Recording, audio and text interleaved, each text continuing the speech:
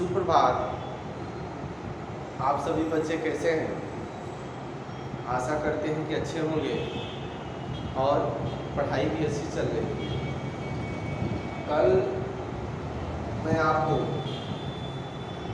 पाठ 11 जो है हिंदी का लौट कर आऊँगा फिर, इस पाठ का हम आपको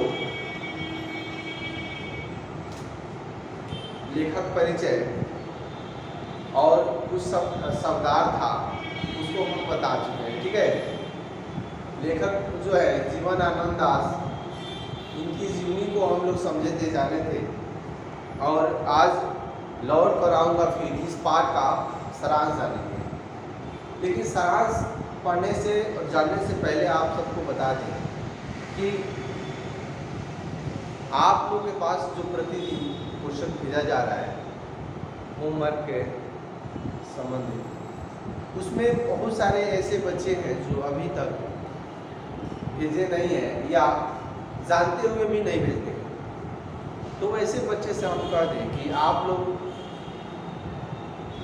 सोचते हैं कि ये प्रश्न जो भेजे जाते हैं, ये प्रश्न नहीं न भी भेजेंगे तो स्कूल में जाएंगे तो कुछ नहीं होगा। तो बाबू आप लोग देखिए, आलसी नहीं बनिए। उन लोग से कह रहे हैं आप लोग ज़्यादा से ज़्यादा संख्या में हमारे पास प्रश्न भेजिए। बहुत सारे बच्चे का देखते हैं कि आप लोग लेट से भेजती हैं, जिसके कारण जो लिस्ट बनता है उसमें नहीं आ पाता है, या आप लोग नाम रोल नंबर सेक्शन छोड़ देती हैं, गलती लिखती हैं या छोड़ देती हैं, जिसके कारण लिस्ट में नाम नहीं आता है। लेकिन आप ऐसा नहीं है, आप समय से भेजें, साफ साफ सुंदर सुंदर राइटिंग में अच्छा से नाम सेक्शन रोल नंबर के साथ भेजिएगा। अवश्य आपकी लिस्ट में नाम होगा। ठीक है, अगर आपके लिस्ट में नाम नहीं रहता है तो तुरंत आप हमारे व्हाट्सएप नंबर पर मैसेज करें कि सर हमारे लिस्ट में नाम नहीं है, आप हमारे लिस्ट में लेट से भेजे हैं या कुछ त्रुटि है तो बताएं। ठीक है, हम उसको एकदम रिप्लाई ज़रूर करेंगे, आपसे हम बताएंगे क्या दिक्कत है। ठीक है, लेकिन आप लोग प्रतिदिन भेजिए।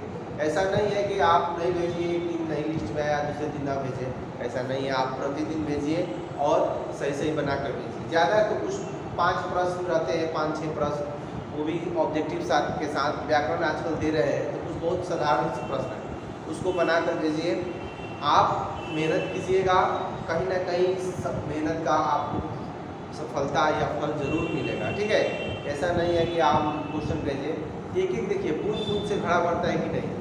अब 5 प्रश्न आपके पास डेली भेजते हैं तो आप सोचिए एक माह में कितना प्रश्न हुआ, तो 150 प्रश्न हो रहा है 3।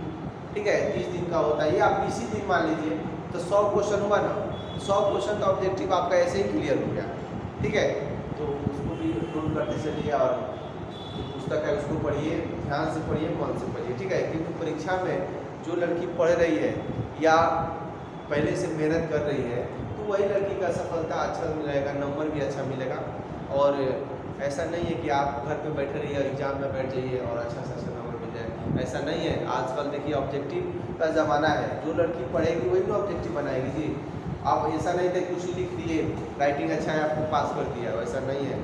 आप ऑब्जेक्टिव का आज ज़माना हो गया, ऑब्जेक्टिव उन्हीं लोग से बनता है जो पूरा पुस्तक हो। ये पुस्तक है गोदली का, ये पूरा पुस्तक पढ़िएगा तब आपको 10 से 15 प्रश्न ऑब्जेक्टिव क्लियर होगा, और 10 से 15 प्रश्न जो वर्णिका की पुस्तक पढ़िएगा तो क्लियर होगा। पूरा व्याकरण पढ़िएगा तो 10 से 15 होगा। ऐसा नहीं है कि आप एक बार सब कैसे आपको ऑब्जेक्टिव मान होगा, पढ़ना तो पढ़िएगा। ठीक है, तो एग्ज़ाम को देखते हुए आपका एग्ज़ाम समय से होगा। खास तौर से उन लोगों से फिर कह रहे हैं कि जो नहीं पढ़ रही हैं पढ़िए, नहीं आता है हिंदी में हमसे व्हाट्सएप के माध्यम से, फ़ोन से या यूट्यूब में जाकर वीडियो से आप कमेंट कीजिए कि हमको इस पर यह परेशानी है, समस्या का समाधान अवश्य करेंगे। चलिए, ये जो पाठ है लौट कर आऊँगा फिर, ये पाठ जीवनानंद दास जी का है और ये जो है बंगला के रहने वाले हैं, मतलब बंगाल के, और वहाँ की मातृभूमि से संबंधित इस पाठ में वर्णन किया गया कि हमारी मातृभूमि जो है इतनी उपजाऊ है कि कुछ कोई भी बीज डाल दीजिए, ये बीज अंकुरित हो जाता है और धीरे धीरे ये पेड़ और पौधे के रूप में धारण कर देता है। लेकिन ये विदेशों से तुलना करते हैं कि विदेश की धरती में ऐसा नहीं है, बीज फेंकिएगा और नहीं जमेगा, क्योंकि पथरीला इलाका है, बालू इलाका है। ठीक है, कोई हमारे देश की जो सोने की चिड़िया कहा जाता था, और ये यहाँ आज भी खेती होता है, किसान करते हैं झूम कर मस्ती में, वही चीज़ इसमें किया गया है। ठीक है, और आसपास के जो कृत्रिम वातावरण है उसके बारे में वर्णन किया गया है। ठीक है, चलिए हम पढ़ते हैं, आप लोग को सरस बताएंगे।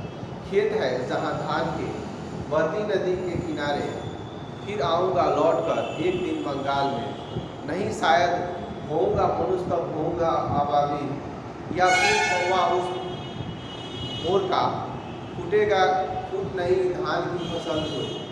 ये लेखक जो है, ये जो फसल है या जो वातावरण है उससे संबंधित इसमें बातें पहले जो वाक्य है उसमें कह रहे हैं कि खेत है जहाँ धान के, बहती नदी के किनारे, फिर आऊँगा लौट कर एक दिन बंगाल में। ठीक है, और नहीं शायद होऊंगा मनुष्य तब ढूंढूंगा अब अभी, फिर मैं कौवा उस भोर का, फूटेगा गई धान की फसल जो। कुहरे के पालने से कटहल की छाया तक, करता प्रेम आऊँगा एक दिन, बन कर शायद हंस में मैं किसी किशोरी का, घुंघरू लाल पैर में तैरता रहूँगा बस दिन दिन भर पानी में।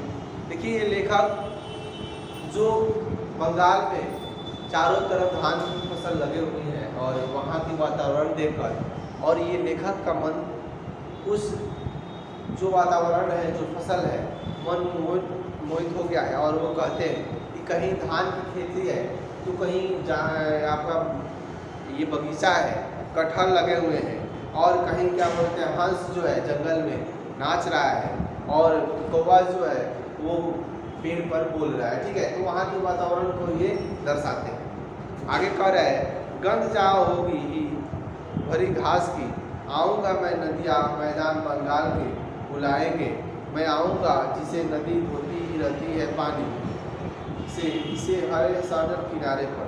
कह रहे हैं कि ये जो पानी है, जो आसपास जो नदी है, वो कितनी मन को मोह रही है, जहाँ क्या बोलते हैं हरे हरे घास है, नदियाँ हैं, और ये आसपास जो है खुशबू, जो फूल की खुशबू है वो गंध आ रहा है। ठीक है, आगे कह रहे हैं, शायद तुम देखोगे शाम की हवा के साथ उड़ते एक उल्लू को, शायद तुम सुनोगे कपास के पेड़ पर उसकी बोली, खासीली जमीन पर फेंकेगा मुट्ठी भर भर चावल, शायद कोई बच्चा उबले हुए देखोगे रूपसा के गंदले से पानी में, नाव लिए जाते एक लड़के को, उड़ते फटे पाल की नाव। कह रहे हैं कि कहीं जो है शाम का समय है तो उल्लू अपनी घोंसला जो है वहाँ से निकलता है, और रात में आप सबको पता होगा कि उल्लू को रात में दिखाई देता है, कहते हैं। तो वही कह रहे हैं, कहीं उल्लू जो है वो इंतज़ार कर रहे हैं कब शाम हो, रात हो, कहीं कपास के पेड़ पर क्या बोलते हैं कौवे कुछ चिड़िया बोल रहे हैं, कहीं बच्चा जो है ये चारों तरफ नज़ारा देखकर हंस रहा है, खेल रहा है। ये मन में उनकी हो रहा है कभी का, वही इसमें जैसे जैसे मन में हुआ है वैसे वैसे यहाँ पे उजागर कर रहे हैं। आगे कह रहे हैं, लौटते होंगे रंगीन बादलों के बीच, सारा अंधेरे में होऊंगा मैं उन्हीं के बीच देखकर। कह रहे हैं कि चारों तरफ देखिए नज़ारा ही है, लेकिन बादल भी उमड़ रहा है कि अब हम बरसे पानी। ठीक है, वही ये बातें कह रहे हैं। ठीक है, तो कुल मिलाकर इस पाठ की हम सारांश को बहुत साधारण शब्दों में समझें तो ये लेखक अपने जो बंगाल के रहने वाले हैं, वहाँ के वातावरण, वहाँ की जो रीति रिवाज, वहाँ की जो जंगल, हरी हरी घासें, उसी बारे में इस पाठ में वर्णन किया गया है। ठीक है, कि हमारे भारत में ही बहुत सारे ऐसे जगह हैं जहाँ फसल बहुत अच्छी तरह से होता है, और पूरा भारत में इसकी लोग तारीफ करते हैं। ठीक है, वही इस पाठ में दिया गया है। कुल मिलाकर इस पाठ को 2 बार 3 बार पढ़ लीजिएगा, और आगे हम आपको एक पाठ और बचता है, वो पाठ आपका है मेरे बिना तुम पर हूँ, रेनन मारिया सिल्के। देखिए, रेनन मारिया सिल्के जी का जीवनी बहुत महत्वपूर्ण है, क्योंकि इनसे प्रश्न हमेशा ऑब्जेक्टिव में उठाता है। ठीक है, ये जर्मनी के रहने वाले हैं। ठीक है, और इनकी शिक्षा दीक्षा वहीं पे हुई थी। ये सब हम आपको अगले वीडियो में पढ़ाएंगे। इनका कुछ शब्दार्थ है इस पाठ के, इस शब्दार्थ को पहले हम लोग जान लेंगे। ठीक है, तो आज हम लोग 11 पार्ट जो था लौट पर आऊँगा, फिर इस पार्ट का सारांश जाने अगले दिन हम पार्ट 12 को देखेंगे। ठीक है, आप लोग ज़्यादा से ज़्यादा संख्या में हमारे वार्ड नंबर में प्रश्न बनाकर भेजिए। ठीक है, आज के लिए इतना ही।